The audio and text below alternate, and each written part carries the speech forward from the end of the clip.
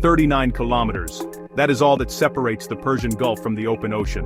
A strip of water barely wider than a city, squeezed between the mountains of Iran to the north and the rocky coastline of Oman to the south. Today, they call it the most dangerous waterway on Earth. But this is not a modern story. For 4,000 years, every empire that wanted to control the world first had to control this: the Strait of Hormuz, named after the Zoroastrian god of light, wisdom, and cosmic order. The ancients did not just build a trade route here, they consecrated it. And since then, no empire has been able to resist its pull, or hold it for long. The first rulers to understand the true power of this narrow passage were the Persians. Under Cyrus the Great and later Darius I, the Achaemenid Empire stretched from the Balkans to the Indus Valley, the largest empire the world had ever seen. But it was the coastline of the Persian Gulf that gave them something no land army could provide: control over maritime trade between Mesopotamia, India, and the Arabian Peninsula. Darius sent naval expeditions into the Indian Ocean. Persian fleets operated throughout the Gulf, and the approaches to the strait were secured through alliances, tribute, and sheer dominance. The Achaemenids were the first imperial power to recognize Hormuz as a choke point. Not just a passage to be used, but a gate to be owned. Then came Alexander. In 325 BCE, after conquering the Persian Empire, Alexander the Great sent his admiral Nearchus on one of the most ambitious voyages of the ancient world, sailing from the mouth of the Indus River, through the Gulf of Oman, and into the Persian Gulf. It was the first recorded naval survey of these waters, and it proved what the Persians had already known: whoever holds the strait, holds the link between east and west. Alexander died before he could exploit this knowledge, but the lesson survived him by millennia. After Alexander, the Sassanid Persians inherited the Gulf. For 4 centuries, they turned it into one of the ancient world's great trading corridors. Silk, spices, incense, pearls, and precious metals flowed through the strait. Sassanid merchants reached as far as China and East Africa.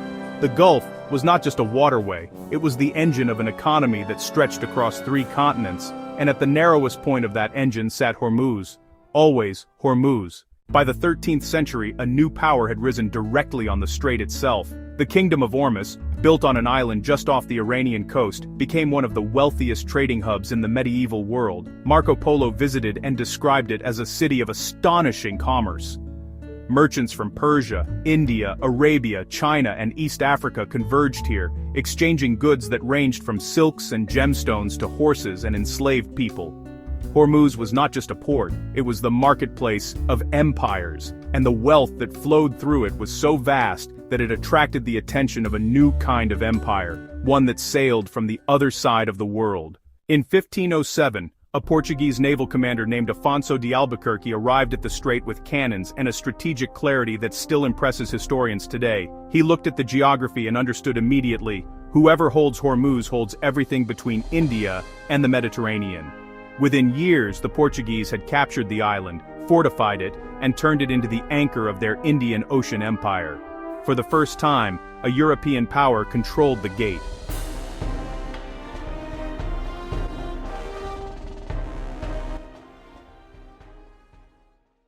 But the Portuguese were not alone in their ambitions. The Ottoman Empire, at the height of its own power, launched repeated campaigns to seize control of the strait. Ottoman admirals like Piri Reis sailed into the Gulf with war fleets, determined to break the Portuguese monopoly and secure their own access to the Indian Ocean's wealth. The battles that followed, off the coast of Hormuz, around Bahrain and across the Arabian Sea, were some of the most significant naval engagements of the 16th century. The Ottomans never succeeded in taking Hormuz, but the wars proved something important. This was no longer a regional choke point. It was a global one. In 1622, the balance shifted again. Shah Abbas I of the Safavid Persian Empire, allied with the English East India Company, drove the Portuguese out of Hormuz in a combined land and naval assault. Persia had reclaimed its gate, and a new player, Ingan Baddam,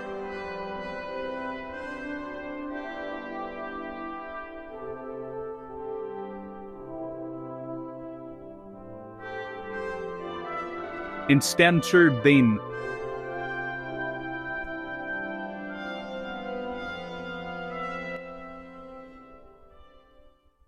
The pattern was now unmistakable. Outside powers arrive, attempt to dominate the narrow passage, and eventually the geography of the strait outlasts them all.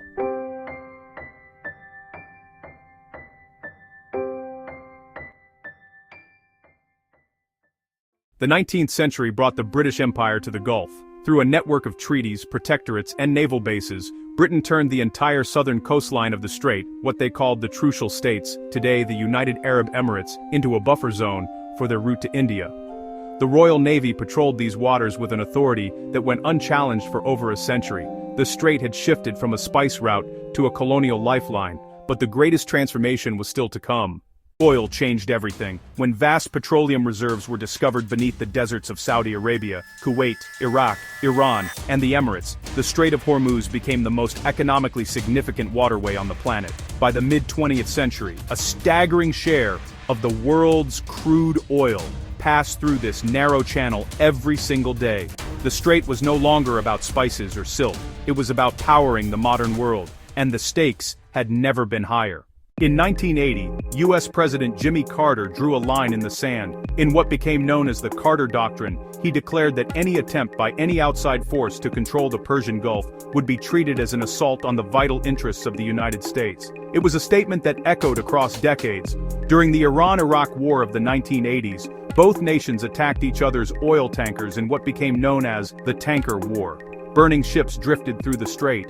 The U.S. Navy escorted commercial vessels through the channel, and the world held its breath. Decades later, the strait remains the world's most critical energy choke point. Roughly 20% of all globally traded oil and 20% of the world's liquefied natural gas passes through Hormuz every single day. 130 ships used to cross the strait daily during peacetime. Entire economies in Asia, in Europe, and beyond depend on those ships making it through safely. When tensions rise here, fuel prices spike worldwide, markets tremble, governments scramble, because the math has never changed. In 2026, the world is watching Hormuz again. As conflict reshapes the Middle East, the strait has become the center of a crisis that is sending shockwaves through global energy markets. Oil tankers sit anchored outside the channel, unable to pass. Oil prices have surged to levels not seen in years. Nations are scrambling for alternative supply routes. And once again, the oldest lesson in geopolitics proves itself true.